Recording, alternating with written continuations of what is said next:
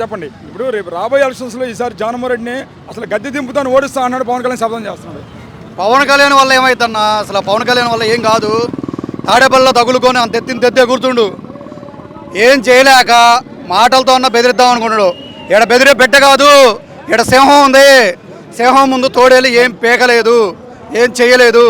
పవన్ కళ్యాణ్ గారు ఒకటే గుర్తుపెట్టుకోండి, నిన్ను కూడా చాలా రకాలుగా నేను పిలవచ్చు, కానీ నీకు ఒక వయసుకి నేను విలువిస్తున్నా. మా నాయకుడు మాకు అవి నేర్పలా, మీ నాయకుడు మీకు అవి నేర్పిండు. ఎట్లా మాట్లాడుతున్నారు?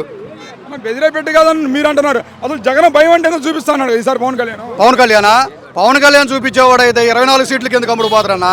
కాకినాడ ఎంపీకి ఎందుకు పోతాడు? దమ్ముగా జనసేన పార్టీలో ముఖ్యమంత్రి స్థాయిలో పోటీ చేసేవాడు. అది ఇక్కడే కనపడుతుందిగా మనకి. ఎలా ఉంటుంది కాకినాడలో ఎంపీకి పోటీ చేయబోతున్నారు? ఎలా ఉంటుంది? తెలంగాణలో బెర్లక్క శిరీష గారు, ఆమెకు వచ్చిన ఓట్లు కూడా రావు. అది పక్కా గ్యారెంటీ. కాసుకోమని పవన్ కళ్యాణ్ ఏమైనా బెట్టింగ్ ఏమైనా కావాలంటే.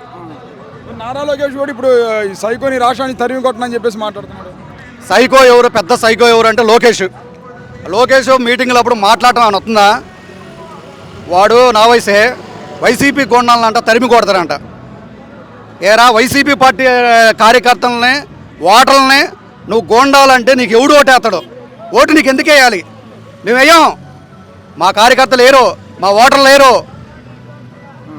అది మరి ఎలా ఉండిద్ది? జగన్మోహన్ రెడ్డి గెలవగలుగుతారంటారా?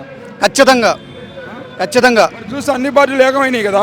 30 ఏకమైనా సరే జగన్మోహన్ రెడ్డిని ఢీ కొట్టలేరన్న. అది కానీ సొంత నియోజకవర్గం పులివెందులో ఈసారి ఓడిసి తీరుతామంటున్నారు. తల కింద పెట్టి కాళ్ళు పైకి లేపమని చంద్రబాబుని. అయినా సరే జగన్మోహన్ రెడ్డి ఓడిపోడు.